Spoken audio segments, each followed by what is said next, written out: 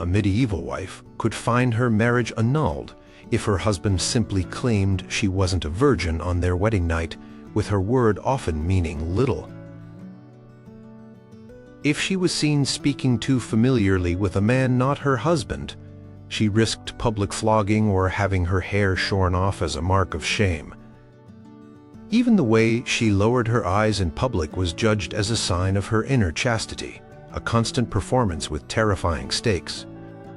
Number 8. The invisible walls. Your home was your world, mostly. Imagine your life largely confined to the walls of your home. For many medieval wives, especially those of higher social standing, this was a daily reality, a cornerstone of preserving their chastity. The outside world was often seen as a place full of temptations and dangers, especially for women. The thinking was simple. If a wife stayed within the domestic sphere, she had fewer opportunities to encounter men who weren't her husband or close family, thus reducing the risk of any hint of scandal. This wasn't always about iron bars and locked doors, though that could happen. More often, it was about deeply ingrained social expectations. A respectable wife's place was managing the household. This was a big job, no doubt. She'd oversee servants, manage supplies, look after the children's early education, and perhaps even manage estate affairs if her husband was away. But her movements beyond this sphere were often carefully controlled or chaperoned. Going to the market, perhaps, but likely with a servant or an older female relative attending church. Absolutely, as piety was expected, but again, not usually alone. Social visits were generally to other women within similarly controlled environments. The architecture of medieval homes sometimes reflected this. Wealthier homes might have specific women's quarters like a solar, where the lady of the house and her attendants would spend much of their time engaged in activities like needlework, reading devotional texts, or managing household accounts. These spaces were often set apart from the more public areas of the house where the husband might conduct business or entertain male guests. The idea was to create a protective bubble. Of course, this varied hugely by social class. A peasant woman or a merchant's wife living in a bustling town had a different reality. Peasant women worked in the fields alongside their husbands and other men. Their chastity was still valued, incredibly so, but the practicalities of agricultural life meant constant interaction. They couldn't afford the luxury or endure the restriction of being solely domestic. Townswomen too might work in their husbands' shops or run their own small businesses, interacting with a wide range of people. Yet even for them, there were unwritten rules about demeanor, about not being too forward, about ensuring their interactions were strictly businesslike. The expectation of limited mobility for wives was also tied to the concept of honor. A man's honor was intrinsically linked to the sexual purity of his wife and daughters. If his wife was seen gallivanting about town too freely, it could be interpreted as him not having control over his household, a serious blow to his reputation. So, keeping her relatively secluded was also about him maintaining his social standing. Literature from the period, like conduct books written for women, often emphasized the virtues of staying at home, portraying the ideal wife as one who found her contentment and purpose within her domestic duties, rarely venturing out unless necessary and always with propriety. This wasn't just about preventing actual affairs, it was about preventing even the appearance of impropriety, because a rumor, however baseless, could be devastating. The unseen wife was, in many ways, the safest wife in the eyes of society. Her limited presence in public was a testament to her virtue and her husband's good governance of his family. Number 7. The modesty mandate. What you wore screened chaste or not. A medieval wife's clothing wasn't just about keeping warm or looking presentable. It was a public declaration of her chastity and her husband's status. Every layer, every fold, and even the colors she wore could be scrutinized. The overarching principle was modesty, designed to conceal the female form and deflect unwanted male attention. Think long flowing garments, often with multiple layers that covered the body from neck to ankle. Sleeves were typically long and necklines were generally high. Anything perceived as revealing or too form-fitting was a serious no-go. Head coverings were particularly significant for married women. Across many parts of medieval Europe, it was customary, and sometimes legally enforced, for a wife to cover her hair in public. An uncovered head on a married woman could be seen as a sign of looseness or availability. Veils, wimples, a cloth covering the head, neck, and sides of the face, and various forms of kerchiefs and caps were common. The style varied by region, period, and social class, but the principle of covering the hair was widespread. Hair itself was often seen as alluring, something to be reserved for her husband's eyes only. Letting one's hair flow freely was associated with unmarried girls, or, in a more negative light, with women of ill repute. The fabrics and colors also played a role, though this was often tied to sumptuary laws which dictated what different social classes could wear. Bright, ostentatious colors or overly luxurious fabrics might be seen as trying to attract attention, which was contrary to the ideal of the modest, chaste wife. While wealthy women certainly wore rich materials, there was a line between displaying one's status appropriately and appearing vain or provocative.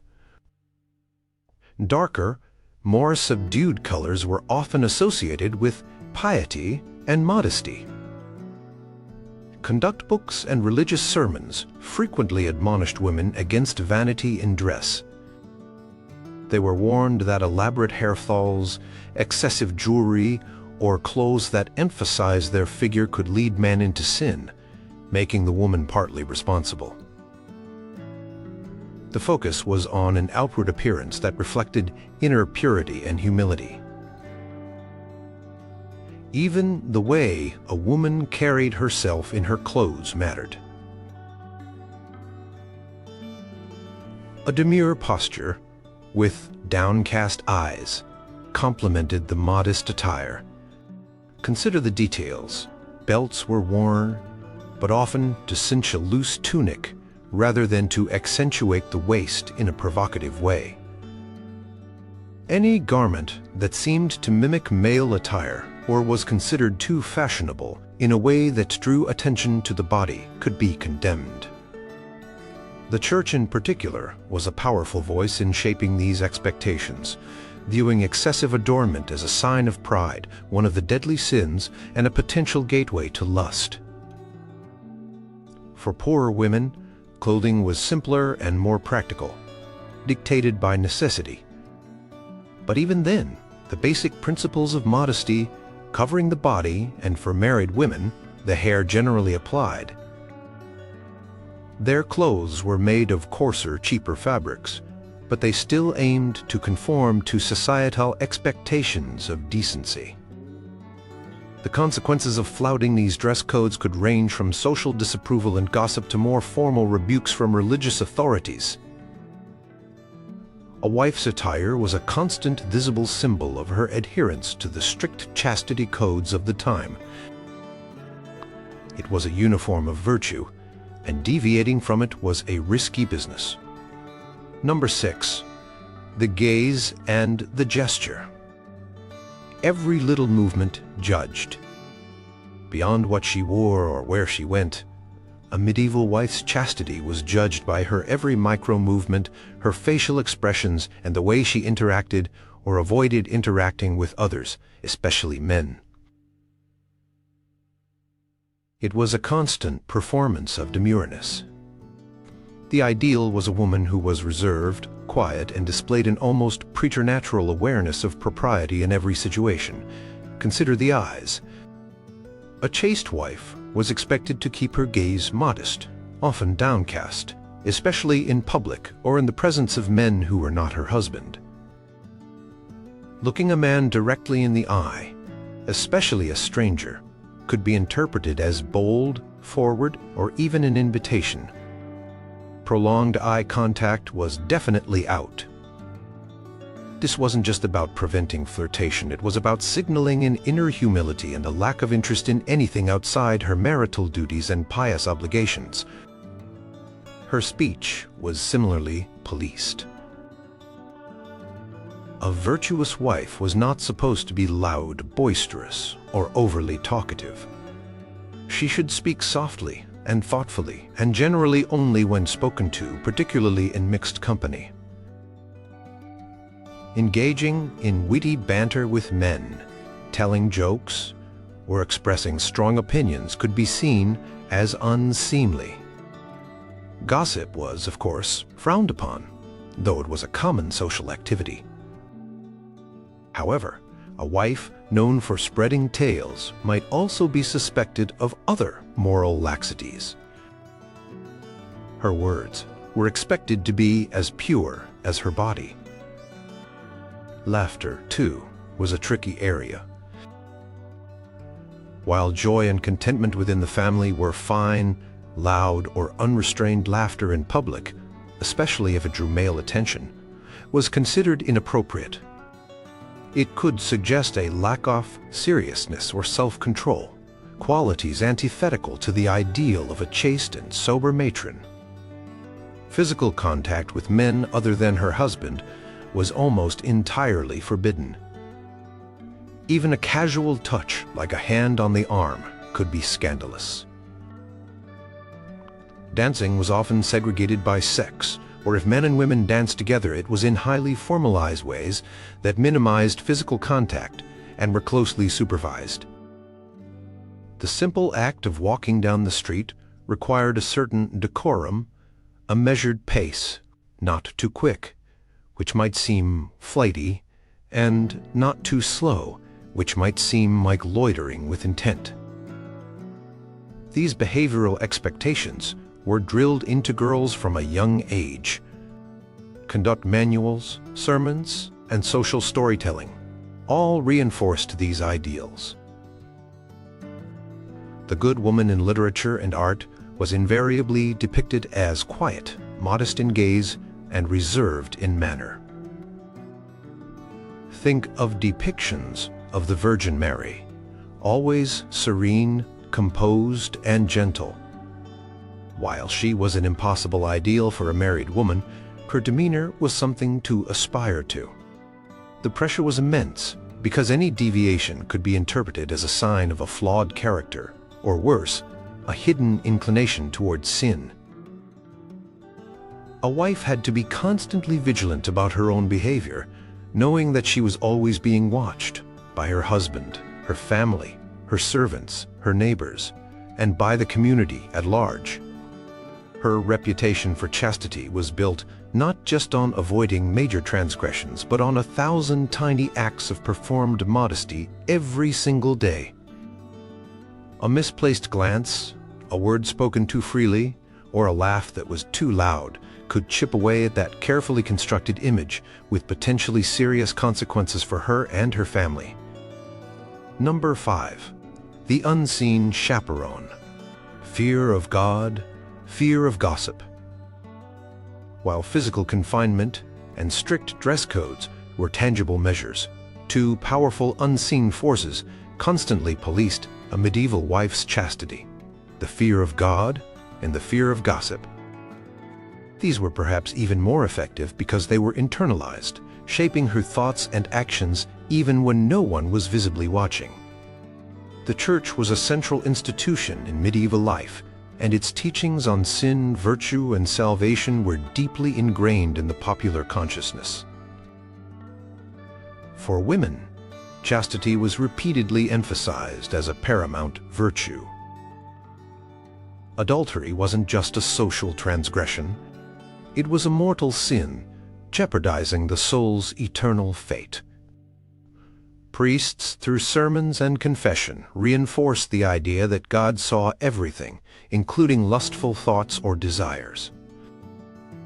A wife was taught that even if she could hide an unchaste act or inclination from her husband or community, she could not hide it from God. This instilled a powerful internal monitor. Confession played a key role. Wives, like all Christians, were expected to confess their sins regularly.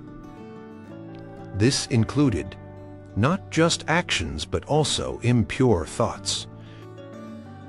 The process of confessing even to a priest, who was theoretically bound to secrecy, could be a source of anxiety, but also a mechanism for reinforcing moral codes.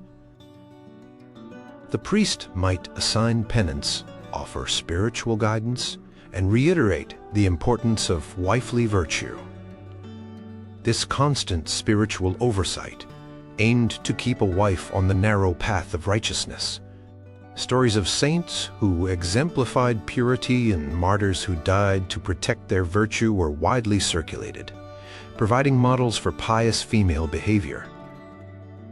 Alongside the fear of divine retribution was the more immediate and socially devastating fear of gossip. In close-knit medieval communities, reputation was everything, especially for a woman. News, rumors, and speculation traveled fast.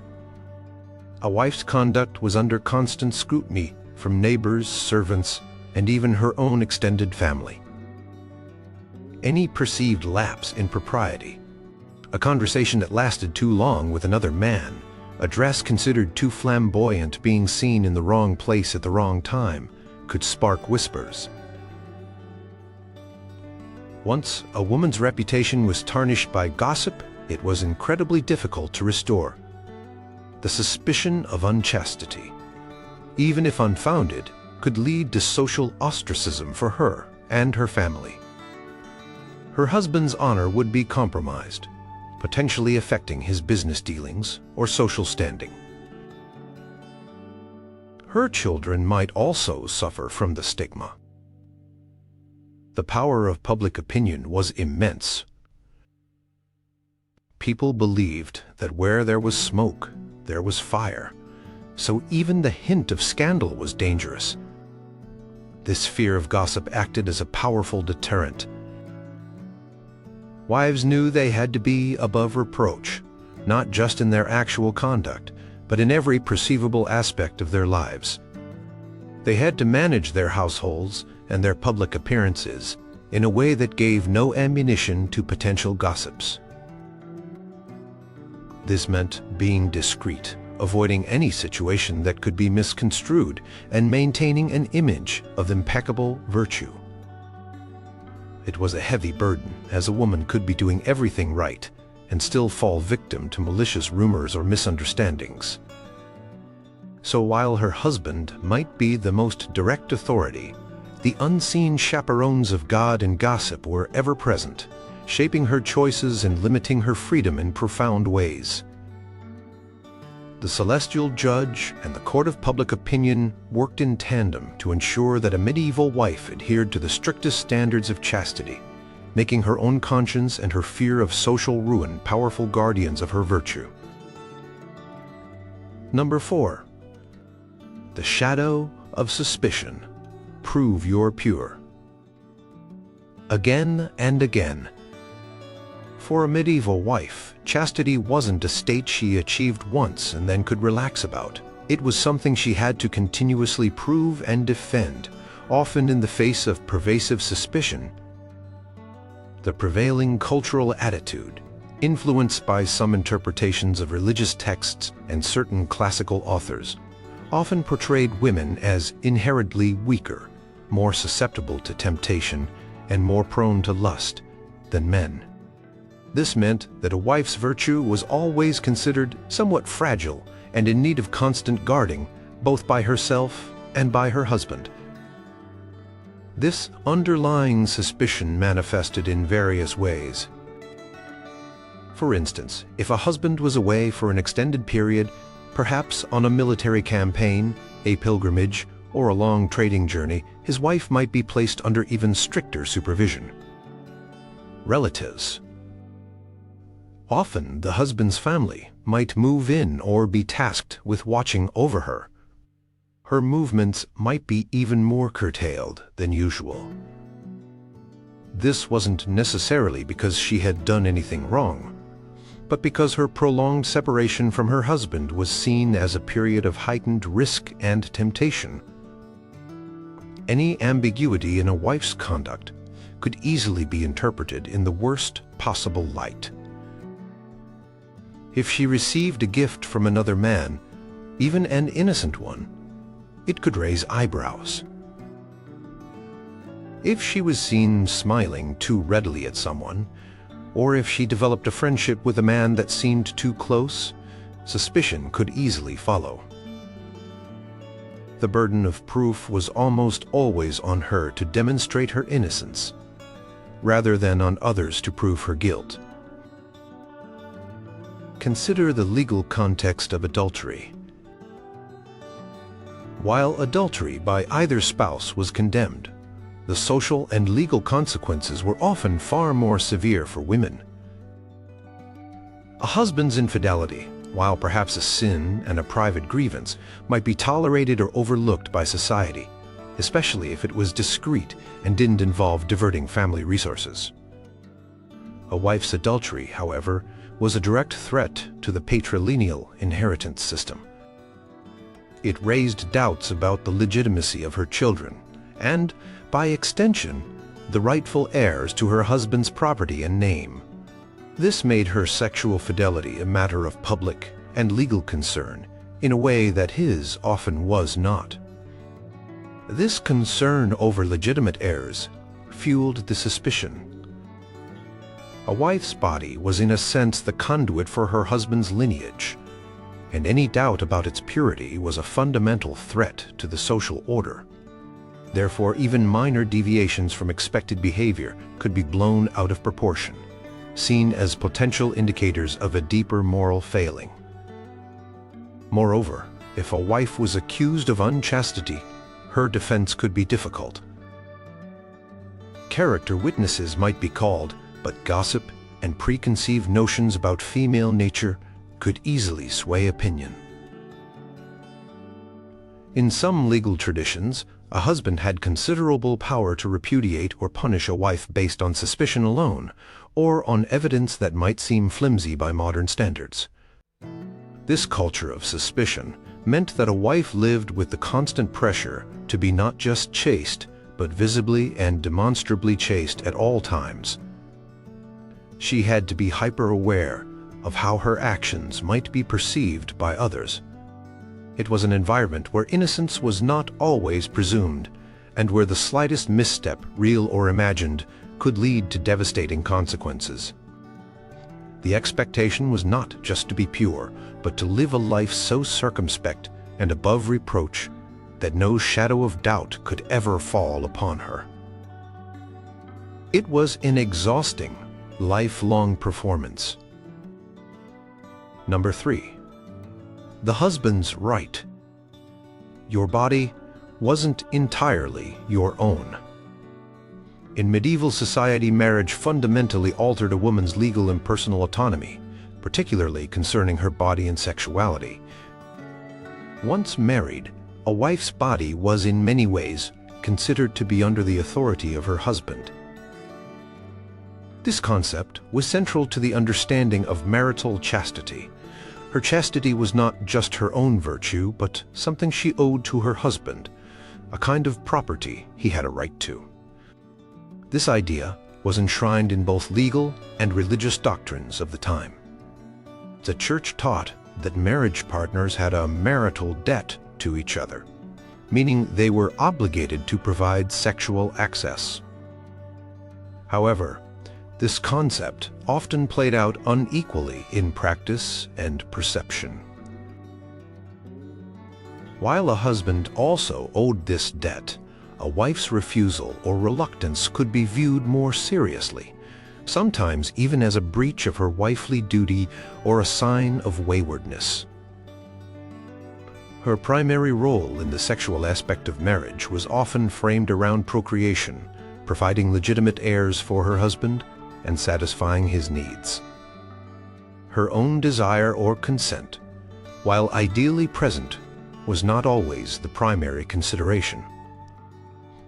The expectation was that a wife should be available to her husband, and that her sexuality was to be exclusively his. This exclusivity was paramount. Her unchastity was a violation of his rights, a deep personal and social injury. This is one reason why adultery committed by a wife was often punished so much more severely than adultery committed by a husband.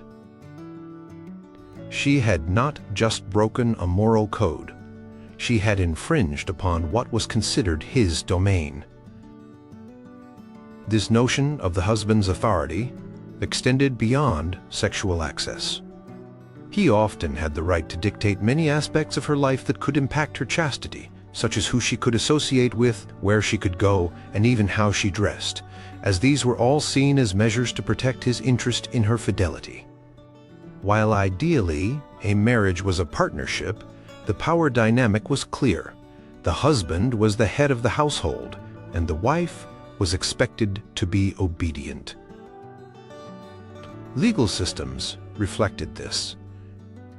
In many medieval legal codes, a husband had the right to correct his wife, which could in some circumstances include physical chastisement if she was deemed disobedient or if her behavior threatened the family's honor, often tied to perceptions of her chastity.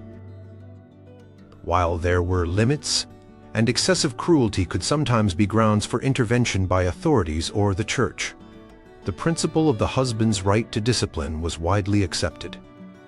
The emphasis was on her duty to remain pure for him. This didn't mean that all husbands were tyrants, or that all wives felt like property. Affection, companionship, and mutual respect certainly existed in many medieval marriages. However, the underlying framework of rights and obligations concerning a wife's body placed her in a subordinate position. Her sexuality was channeled and controlled through the institution of marriage, primarily for the purposes of procreation and to satisfy her husband, all under his watchful eye and authority. Any deviation from this exclusive, dutiful sexual role was a serious breach, not just of her own virtue, but of the established order and her husband's perceived entitlements. Her body, in the context of chastity, was inextricably linked to his honor and his lineage. Number 2. The price of transgression, brutal punishments, social ruin. If a medieval wife was accused or found guilty of failing to meet the strict chastity expectations, the consequences were often devastatingly severe, far surpassing those typically faced by men for similar or even worse behavior. The punishments were designed not only to penalize the woman but also to serve as a stark warning to others, reinforcing the immense social importance placed on female purity. For adultery, the penalties could be horrifyingly brutal. Depending on the specific region, time, period, and social status, a wife found guilty of adultery might face public humiliation in a variety of forms. This could include being paraded through the streets, sometimes partially undressed, or forced to wear symbolic items indicating her crime. Shaming rituals were common. Her hair, considered a symbol of her womanhood and allure, might be publicly shorn off. In some places, she could be flogged or whipped. Physical mutilation was also a documented punishment in some legal codes. Noses were sometimes cut off, a practice known as rhinotomy, or ears might be cropped. These disfigurements served as permanent visible marks of her shame, making it impossible for her to escape her past or integrate back into society normally. The idea was to make her physically undesirable and to publicly brand her as an adulteress. In the most extreme cases, adultery by a wife could be a capital offense. She could be stoned to death, drowned, or buried alive. While the actual enforcement of the death penalty varied, it was a legal possibility in many areas, underscoring the gravity with which female infidelity was viewed. Often, the husband himself was legally permitted or even expected to enact punishment, sometimes including killing his adulterous wife and her lover, if caught in the act, without facing murder charges himself. This was known as honorable murder in some contexts. Even if she escaped physical punishment or death, the social consequences were dire. An adulterous wife would almost certainly be repudiated by her husband and cast out of her home. She would lose her social standing, her reputation, and often any claim to her dowry or marital property. She could be ostracized by her community and even her own family, who might see her as having brought shame upon them all. Her children might be taken from her, and her prospects for any kind of respectable future were virtually nil. She might be forced into poverty, prostitution, or to seek refuge in a penitential religious house, if one would even take her. It's crucial to note the disparity. While men could also be punished for adultery, especially if it involved a married woman of higher status, or if it was particularly scandalous, the penalties were generally lighter and less consistently applied. A man's reputation might suffer, or he might have to pay a fine or do penance, but he rarely faced the same level of physical brutality or complete social annihilation that a woman did. His identity and social standing were not as overwhelmingly tied to his sexual conduct in the same way a woman's were. The severity of these punishments highlights how central a wife's chastity was to the social and legal fabric of medieval society. It wasn't just a personal moral failing, it was seen as an attack on the family, on inheritance, on social order, and on the honor of her husband. The terror of these potential consequences was a powerful enforcer of chastity, ensuring that most wives, whatever their personal feelings, would strive to avoid even the slightest suspicion of impropriety. Number 1. The virginity verdict. Your whole future decided on wedding night proof. For a medieval woman, perhaps no expectation was more foundational to her entire marital life and perceived chastity than the absolute requirement of virginity at the time of her marriage. This wasn't just a preference. It was often a non-negotiable condition, the bedrock upon which her future honor, her husband's honor, and the legitimacy of their future children would be built.